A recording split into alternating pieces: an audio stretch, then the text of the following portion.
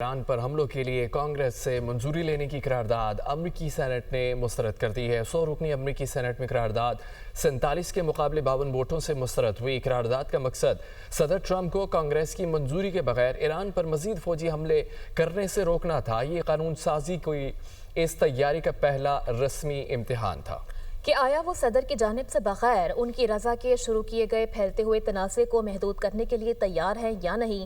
یہ اقدام بدھ کی دوپہر دیر گئے 47 کے مقابلے میں 52 ووٹوں سے ناکام ہوا اور زیادہ تر ووٹ پارٹی لائن کے مطابق ہی پڑے۔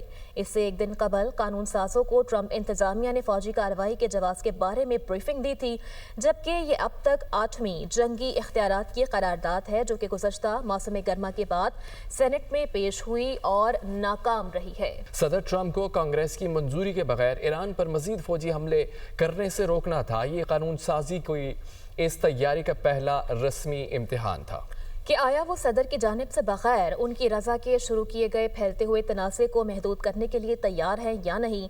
یہ اقدام بدھ کی دوپہر دیر گئے 47 کے مقابلے میں 52 ووٹوں سے ناکام ہوا اور زیادہ تر ووٹ پارٹی لائن کے مطابق ہی پڑے۔